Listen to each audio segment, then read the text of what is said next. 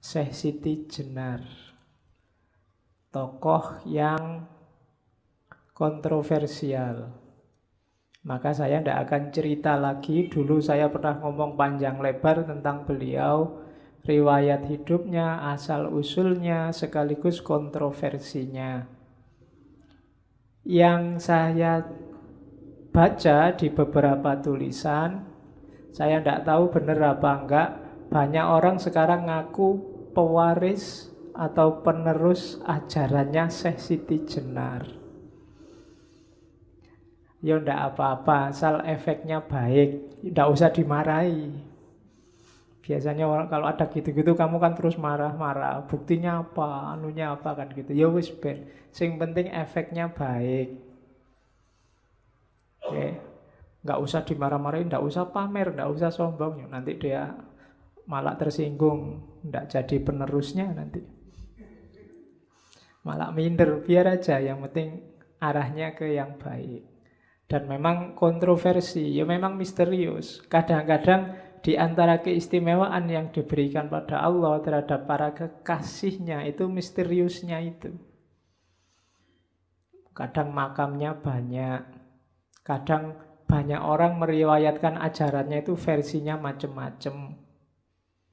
Kayak dulu puisinya Hamzah Fansuri itu dibaca penyair ya lahirnya tafsir versi penyair. Nanti dibaca sufi, lahirnya tafsir versi sufi. Dibaca anak-anak yang sedang jatuh cinta, yo kayak puisi cinta-cintaan. Semua level akal bisa menangkap. Itu diantara kadang-kadang kekasihnya Allah dikasih keistimewaan itu. Kalau yang itu tidak masalah. Menurut saya yang masalah adalah kalau kalian mencela, padahal tidak tahu.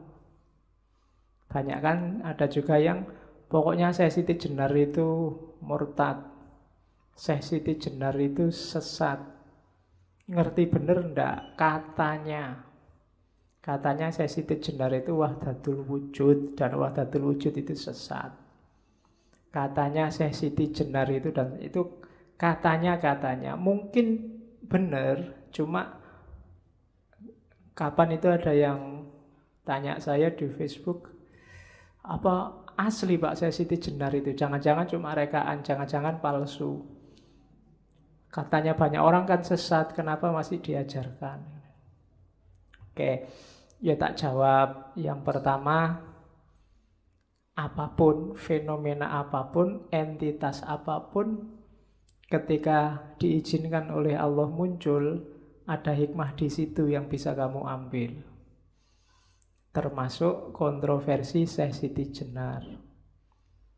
Yang kedua, hati-hati menjudgment, menilai ulama, ilmuwan, apalagi aulia.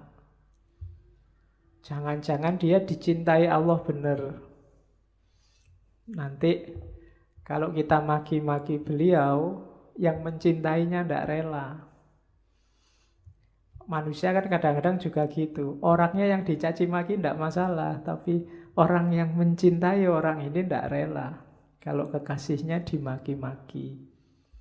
Jadi itu catatan kedua yang saya lihat mulai banyak menggejala hari ini. Karena pro ulama tertentu, pro tokoh tertentu, terus maki-maki tokoh yang lain. Jangan-jangan tokoh yang lain itu justru yang disukai oleh Allah. Oke, makanya sekarang ndak usah ribet sama yang luar-luar, kita asah jiwa kita sendiri. Antara lain lewat belajar macam-macam hikmah. Kadang-kadang pikiran itu terbukanya tidak diduga. Belajar Syekh Siti Jenar, Syekh Abdul Qadir Jailani, Sunan Kalijogo, Hamzah Fansuri, nggak ada yang nyantol. Tiba-tiba membaca kalmak malah tercerahkan.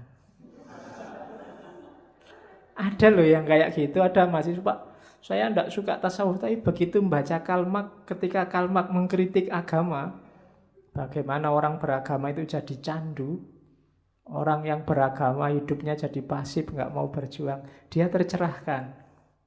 Itu kan bisa, memang jalurnya macam-macam. Justru dengan serangannya Nietzsche pada agama dia tercerahkan. Tapi bolak-balik ngaji Sunan Kalijogo, saya Siti Jenar, nggak paham belas. Cuma dapatnya cuma wow gitu dok. Wow gitu dok, tapi nggak tobat-tobat. Tobatnya malah pas ketemu Kalma. Kan bisa begitu. Makanya jelajahi aja semua hikmah. Siapa tahu ada satu dua yang menjadi lantaran kita tercerahkan. Ada beda antara tahu dan sadar. Banyak orang tahu tapi tidak sadar. Yang punya teori gini bukan ulama, tapi filosof Marxisme, namanya George Lucas. Bagi dia, ya meskipun konteksnya sebenarnya untuk kesadaran proletar, tapi dia punya teori, banyak orang yang hanya tahu, tapi belum sadar. Kalau orang sudah sadar itu tidak usah disuruh, dia gerak sendiri. Itu berarti sudah sadar. Banyak yang tahu bahwa sholat tahajud itu penting, bagus, tapi yang sadar sholat tahajud tidak banyak. Banyak orang tahu yang kalau baca itu penting, apalagi bagi mahasiswa. Tapi yang sadar rajin baca jarang. Cuma tahu. Jadi ada jarak antara sadar dan tahu.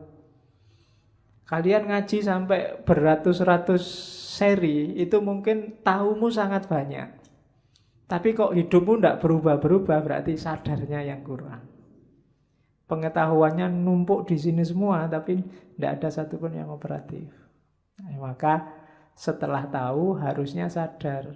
Setelah sadar ada perubahan ke arah yang lebih baik.